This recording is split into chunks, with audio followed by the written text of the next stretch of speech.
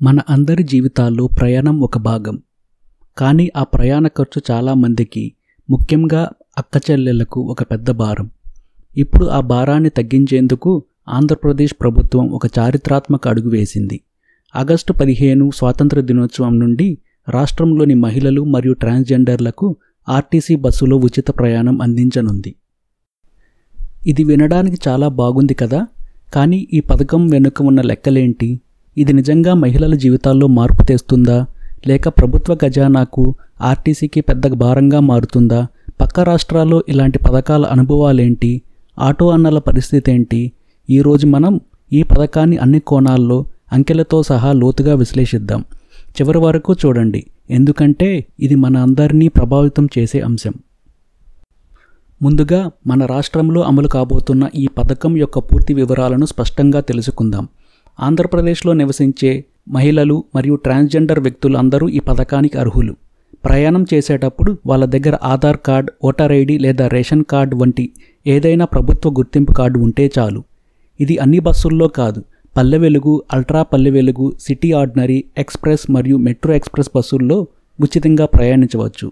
అంటే రాష్ట్రంలో మొత్తం 11,000 బస్సుల్లో దాదాపు 6,700 బస్సుల్లో, అంటే 74% ఆర్టీసీ బస్సుల్లో ఈ సౌకర్యం అందుబాటులో ఉంటుంది. మీరు డబ్బులు చెల్లించకపోయినా కండక్టర్ మీకు ఒక జీరో ఫేర్ టికెట్ ఇస్తారు. ఈ టికెట్ మీద మీరు ఎంత దూరం ప్రయాణించారు, దానివల్ల మీకు ఎంత డబ్బు ఆదా అయింది అనే వివరాలు స్పష్టంగా ముద్రిస్తారు. ఈ పథకం కోసం ప్రభుత్వం ఏటా సుమారు 1,950 కోట్ల రూపాయలు ఖర్చు చేయాల్సి ఉంటుందని అంచనా. ప్రయాణికుల సంఖ్యను బట్టి ఇది 3,500 కోట్ల వరకు కూడా వెళ్ళొచ్చని కొన్ని అంచనాలు చెబుతున్నాయి. ఇతర రాష్ట్రాల్లోని సమస్యలను గమనించిన ఏపీ ప్రభుత్వం రద్దీని తట్టుకోవటానికి ముందుగానే 996 కోట్లతో 2,536 కొత్త బస్సులను కొనుగోలు చేయాలని నిర్ణయించింది. ఇందులో 3,000 ఎలక్ట్రిక్ బస్సులు కూడా ఉన్నాయి. అంతేకాదు, పెరిగిన బస్సుల కోసం కొత్త డ్రైవర్లను, మెకానిక్లను కూడా నియమించుకోబోతున్నారు.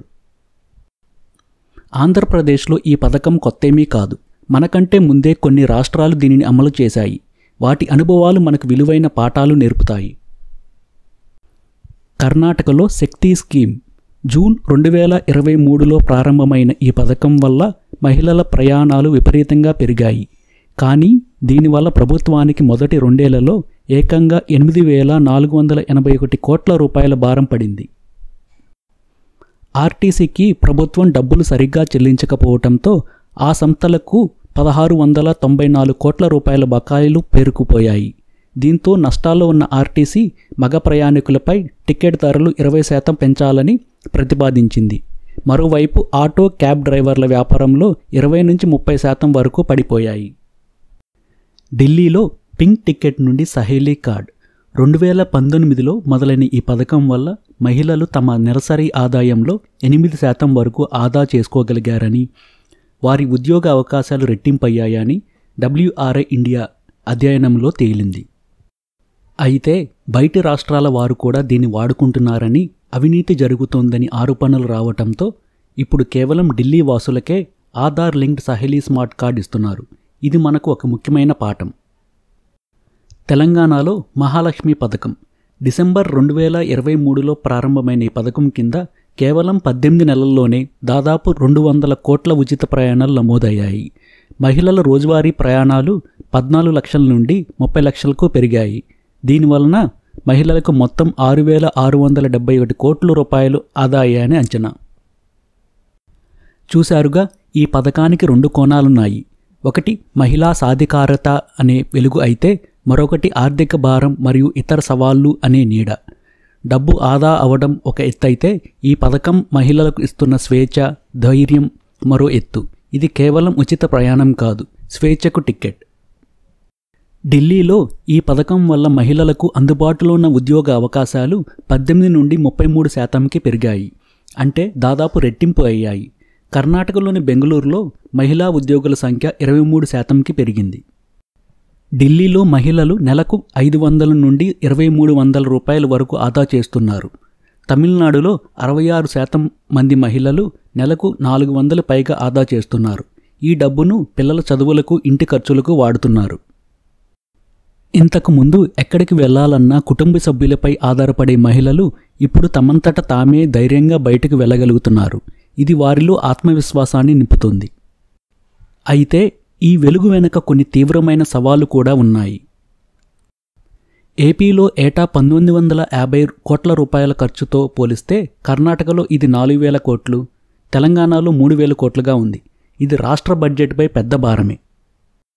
కర్ణాటకలో ప్రభుత్వం సకాలంలో డబ్బులు చెల్లించకపోవటంతో ఆర్టీసీ కార్పొరేషన్లు 8000 కోట్ల పైగా నష్టాల్లో కూరుకుపోయాయి. మన ఏపీలో కూడా ఆర్టీసీ ఉద్యోగులు పాత టికెట్ మెషిన్ల వల్ల ఇబ్బందులు తప్పవని ఆందోళన వ్యక్తం చేస్తున్నారు. కర్ణాటకలోని కొల్లేగల్ లాంటి చిన్న పట్టణాల్లో ఆటో డ్రైవర్ల రోజువారీ సంపాదన 1000 నుండి 200 రూపాయలకు పడిపోయింది. దీంతో కొందరు తమ ఆటోలను అమ్ముకోవాల్సి వచ్చింది. మన రాష్ట్రంలో కూడా ఆటో డ్రైవర్లు తమకు నష్టపరిహారంగా 15,000 రూపాయలు ఇవ్వాలని డిమాండ్ చేస్తున్నారు. బస్సుల్లో రద్దీ అనేది అన్ని రాష్ట్రాల్లో ఉన్న ప్రధాన సమస్య. భారతదేశంలో ప్రతి 1,00,000 మందికి 60 బస్సులు ఉండాలని నిపుణులు చెబితే మన దగ్గర ఉన్నవి కేవలం 17 మాత్రమే. అందుకే బస్సులు కిక్కిరిసిపోతున్నాయి. ఇక్కడే అసలు చర్చ మొదలవుతుంది. ఇది నిజంగా సంక్షేమమా లేక ఓట్ల కోసం వేసే ఎత్తుగడనా? విమర్శకులు ఏమంటారంటే ఇలాంటి ఉచితాలు రాష్ట్ర ఆర్థిక వ్యవస్థను దెబ్బతీస్తాయని, అభివృద్ధి పనులకు నిధులు లేకుండా చేస్తాయని వాదిస్తారు. మరోవైపు సమర్థించేవారు ఇది ఉచితం కాదు, సామాజిక పెట్టుబడి అంటారు. మహిళల చేతిలో డబ్బు ఆదా అయితే అది తిరిగి కుటుంబం కోసమే ఖర్చు అవుతుంది. దీనివల్ల వారి పిల్లల ఆరోగ్యం, చదువు మెరుగుపడతాయి. మహిళలు ఉద్యోగాల్లోకి వస్తే రాష్ట్ర జీడిపి పెరుగుతుంది. ఇది సామాజిక అభివృద్ధికి చేసే పెట్టుబడి అని వారి వాదన. మరి ఆంధ్రప్రదేశ్ ప్రభుత్వం ఏం చేయాలి?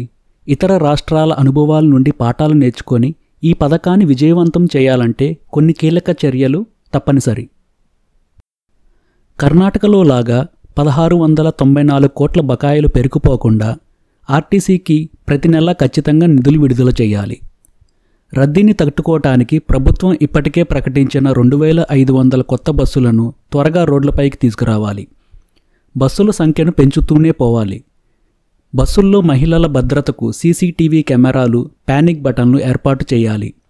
సిబ్బందికి ప్రయాణికులతో, ముఖ్యంగా మహిళలతో గౌరవంగా వ్యవహరించేలా శిక్షణ ఇవ్వాలి. నష్టపోతున్న ఆటో డ్రైవర్లను ఆదుకోవటానికి ప్రభుత్వం ఒక ప్రత్యామ్నాయ పథకాన్ని ఆలోచించాలి. ఆర్టీసీ ఉద్యోగులు ఆందోళన చెందుతున్నట్లుగా పాత టికెట్ మెషిన్లను వెంటనే మార్చి వేగవంతమైన కొత్త వాటిని అందించాలి. చివరిగా ఉచిత బస్సు ప్రయాణ పథకం అనేది ఒక కత్తి మీద సాము లాంటిది. సరిగ్గా అమలు చేస్తే ఇది మహిళల జీవితాల్లో మార్పు తెస్తుంది. కానీ ఏమాత్రం అజాగ్రత్తగా ఉన్నా రాష్ట్ర ఆర్థిక వ్యవస్థకు, ఆర్టీసీకి, లక్షలాది మంది ఆటో డ్రైవర్లకు తీరని నష్టం కలిగిస్తుంది. ఆంధ్రప్రదేశ్ ప్రభుత్వం ఈ సవాలును ఎలా ఎదుర్కొంటుందో వేచి చూడాలి. ఈ పథకంపై మీ అభిప్రాయం ఏంటి? ఇది మంచిదా కాదా? మీ ఆలోచనలను కింద కామెంట్స్ రూపంలో తప్పనిసరిగా పంచుకోండి. ఈ వీడియో మీకు నచ్చినట్టయితే లైక్ చేయండి, మీ స్నేహితులకు షేర్ చేయండి.